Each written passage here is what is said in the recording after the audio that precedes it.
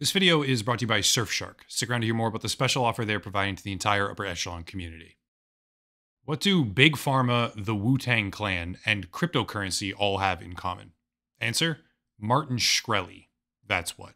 Heck of an intro, isn't it? For anyone who knows who he is especially, but for anyone who doesn't know the story of a multi-million-dollar, highly exclusive music album that was purchased by a DAO and possibly leaked by a national pariah convicted fraudster, potentially landing him back in prison as a result, sit back and I'll tell you the story of Martin Shkreli, PleasrDAO, and a Wu-Tang album called Once Upon a Time in Shaolin. To start with, for anyone who doesn't actually know the name, Martin Shkreli is a serial founder of both pharmaceutical companies and hedge funds. Potent combination, I know. In 2014, under the banner of a pharma company called Retrofin, Shkreli obtained the rights to a pair of drugs used to treat rare diseases called Thiola and Shenadol, and subsequently raising the prices on these medications from $1.50 per pill, in the case of Thiola, to $30 per pill, while increasing the price of Shenadol by 5 times its original amount. For context, patients being treated with Thiola needed to take between 10 and 15 pills per day, meaning that Martin Shkreli had increased the cost of their medication from about $15 to $20 on a daily basis, all the way up to well over $300 on a daily basis, and he was just getting started. Settling on a business model that clearly seemed to work, as damaging as it was, Shkreli doubled down and founded a company called Turing Pharmaceuticals in 2015. This company would later be renamed to Vieira, but that's mostly irrelevant for us. After securing the rights to a drug called Daraprim, I think it was, which is used to treat and prevent malaria, as well as used in conjunction with other medications to treat AIDS, Shkreli increased the relative cost by a multiple of 56. Formerly costing $13.50 per pill, the medication would now cost $750 per dose, which rapidly became a national scandal, and ultimately, completely unrelated to these pharmaceutical companies, he would be sentenced to 7 years in federal prison as a result of securities fraud from his time working at hedge funds. Most interesting, however, is that when convicted, the federal government ordered a forfeiture of assets, which totaled roughly $7.4 million, stating that if Shkreli had insufficient cash to fulfill that amount, certain items would be sold off at auction as a result. Well, as it turns out, he didn't have the cash, which meant that multiple significant art pieces would need to be sold, and among them was a one-of-a-kind Wu-Tang album called Once Upon a Time in Shaolin. This is where we need to paint a much broader picture, because Once Upon a Time in Shaolin is itself a significant cultural item with ample historical context, so much so that this is actually the most expensive album ever sold, not just once, but twice, as it broke its own record during the asset forfeiture. See, Once Upon a Time in Shaolin was the 7th studio album created by the hip-hop group known as Wu-Tang Clan, and only one copy of this album was ever produced. In 2015, presumably using ill-gotten hedge fund money, Shkreli obtained the album at auction himself, actually during the very same month that his company executed the massive price hike gouging on Daraprim, making him the proud purchasing owner of the most expensive music album in history. That record, the record of most expensive album ever sold, would only be broken by the very same album itself in 2021, when it was sold to a crypto collective, of all things, called PleasrDAO, whatever that name means, for roughly $4 million. But what matters most here is the legal atmosphere of this album and the premise behind why there's only one copy. Once Upon a Time in Shaolin was supposed to be a protest, sort of, against the commodification of music. Hilariously, it ended up becoming the most highly valued singular example in the world of music commodities itself, but on premise, it was intended to be a legally binding live experience only copy, which would then have very particular legal conditions on sale, distribution, and ownership. Martin Shkreli, in 2015, became the legal owner, but in 2021, that ownership was transferred to PleasrDAO, which is the real jumping off point for today's video, where the world's most valuable music album may very well become the mechanism by which one of the world's most hated businessmen ever goes back to prison. All right, now it is briefly time for me to talk about a service that I even go so far as to advertise in my free time, which is Surfshark. Surfshark is a VPN, a virtual private network, and VPNs help protect you from a pretty vast array of online issues. Nothing in cybersecurity is ever perfect, mind you. That's not how the industry functions, but Surfshark protects against certain types of phishing attacks, malware, DNS tunneling, DDoS attacks in particular, and also combats what is now persistently invasive big tech data harvesting as well as tracking. If you care more about the world of entertainment, Surfshark unlocks additional content on streaming websites, such as Netflix, for example. You can easily change your region, therefore enjoying additional options in your video library as a result of geo-gating licensing agreements. Surfshark gets around regional censorship, such as the government deciding to block things, which they shouldn't. And Surfshark also offers encryption, IP protection, modification, and more. I say this in every single segment now for a very specific reason. Surfshark operates completely separate infrastructure from NordVPN, and Surfshark also maintains a warrant canary. I won't use or endorse a VPN that doesn't. If you click the link down below using promo code Echelon, you can take advantage of a special community-wide offer with 4 full months for free. Again, that's promo code Echelon or scan the QR code with the link down below for a community-wide special offer. Big thank you to Surfshark for sponsoring the channel. Okay, now that the stage is relatively set, what happened more recently? Martin Shkreli owned the album from 2015 to 2021.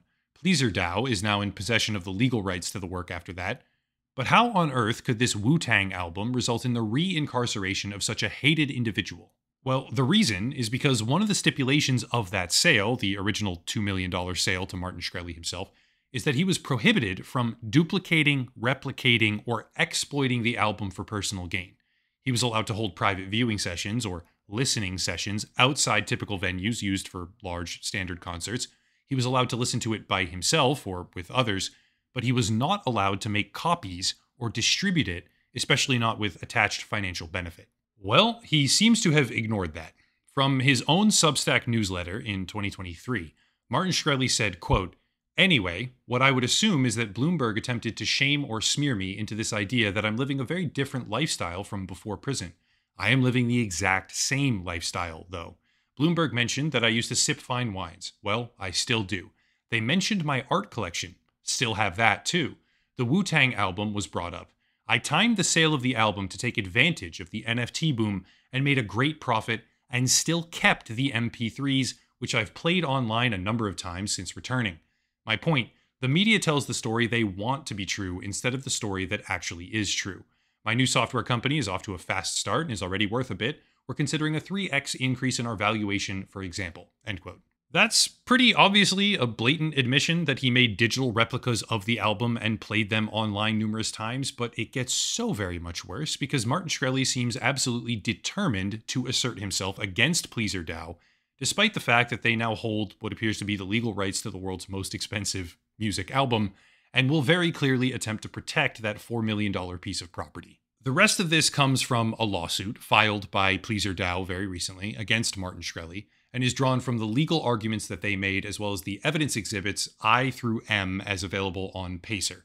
I've read the complaint, I've analyzed the complaint, and no, I'm not myself a lawyer, but this is the part where I absolutely welcome any lawyers out there to weigh in on things in the comment section, because from where I sit, in my opinion, this could easily become a $100 million lawsuit that puts a convicted fraudster back behind bars.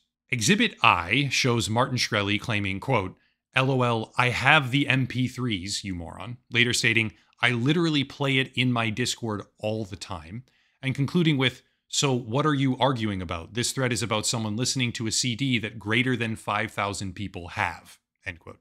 Exhibit J shows him saying, "I can just upload the MP3's email address, question mark." Exhibit K makes it clear once again that he is offering the album out to whoever on a whim. Exhibit L seems to show him advertising that he will drop the album online as a torrent. I cannot believe this. Simply to spite PleasrDAO, that seems to be the only motive. Further clarifying, I've already sent it to 50 people, which means the digital MP3 copies that he illegally retained, which then creates an enormous risk of someone redistributing it further, thus destroying the exclusivity of the piece entirely. And Exhibit M, which is likely the most damaging, where he says, "PleasrDAO blocked me. I think I will play the album on Spaces now." Funny thing here, he did. After advertising that he would go live with a never-before-heard Wu-Tang album Spaces broadcast, he did it, thus proving once again that he holds digital copies of a $4 million copyrighted work he no longer owns, in violation of the contract he allegedly signed to acquire it, and demonstrating that he is absolutely sincere about rebroadcasting those illegal copies publicly for anyone at any time just to damage PleasrDAO because, question mark, he doesn't like them? He's angry the album got taken away from him? I honestly don't know. There's much more. At one point, he straight up says that he has copies on his hard drive and sent them to 500 of his friends.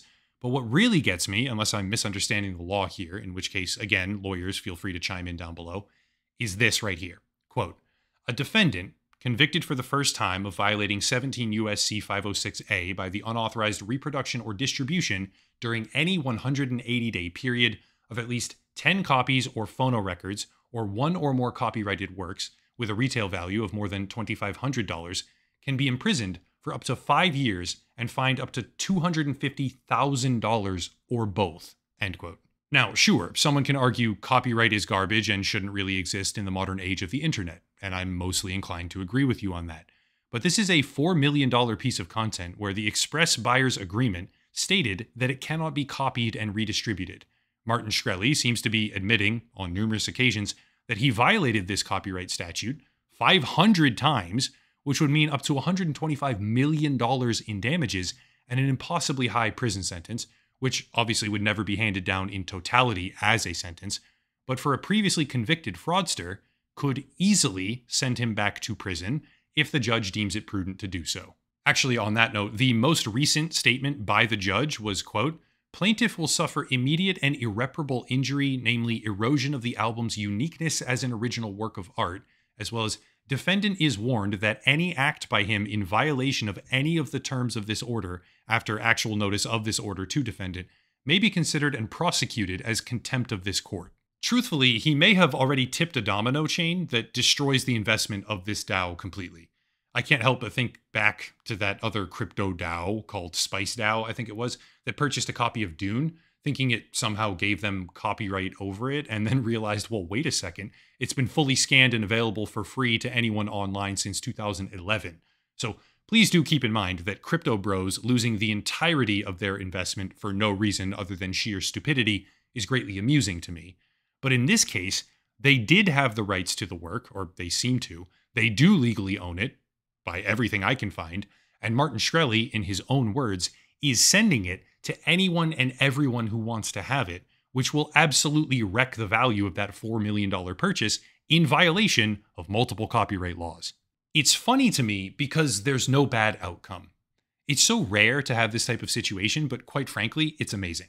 Martin Shkreli, the man who price gouged people to the brink of oblivion over life-saving medications, and was later convicted on multiple securities fraud charges, might go back to prison over a Wu-Tang album.